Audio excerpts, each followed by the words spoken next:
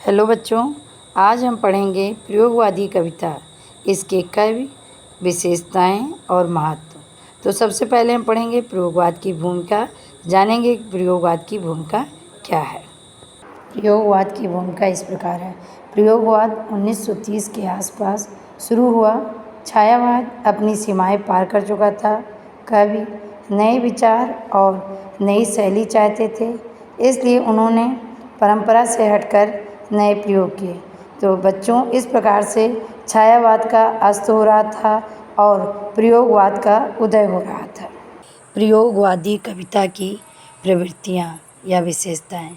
Number 1 है प्राचीन रूढ़ियों का विरोध। नंबर 2 है शोषक वर्ग के प्रति घृणा। नंबर 3 है शोषण के प्रति आक्रोश। नंबर 4 विद्रोह एवं क्रांति का भाव। नंबर 5 नए अलंकारों का प्रयोग। नंबर 6 यथार्थवादी चित्रण। नंबर 7 नए उपमानों और प्रतीकों का प्रयोग। 8 है मानवतावादी प्रवृत्ति। नंबर 9 जीवन की जटिलताओं का चित्र। नंबर 10 है नारी के प्रति परिवर्तित दृष्टिकोण। नंबर 11 नए बिंब विधान तथा अस्तित्ववाद से प्रभावित जीवन मूल्यों का चित्र। प्रयोगवाद के प्रमुख कवि एवं उनकी रचनाएं।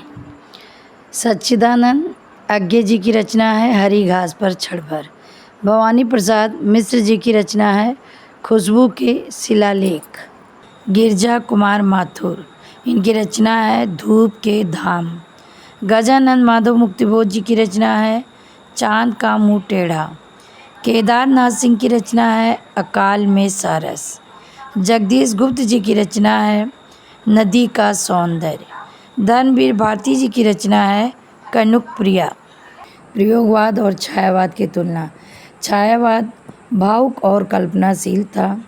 प्रगतिवाद समाज और राजनीति पर केंद्रित था, लेकिन प्रयोगवाद व्यक्ति की स्वतंत्रता और नए प्रयोगों पर आधारित था। और ये उदाहरण अज्ञे की पंक्ति हरी घास पर क्षण भर तुमने पाँव रखा था, यह प्रयोगवादी शैली का सुंदर उदाहरण है। महत्व कविता को नई दिशा दी, भाषा और शिल्प को स्वतंत्रता दी और अंतर्राष्ट्रीय दृष्टि दी। निष्कर्ष विद्यार्थियों, प्रयोगवाद ने हमें सिखाया कि साहित्य में नए प्रयोग करना जरूरी है। इसी से साहित्य जीवित और प्रासंगिक बना रहता है। आशा है बच्चों, अब आपको प्रयोगवादी कविता की विशेषताएं, महत्व और निष्कर्ष अच्छी तरह समझ आ गए होंगे। धन्यवाद।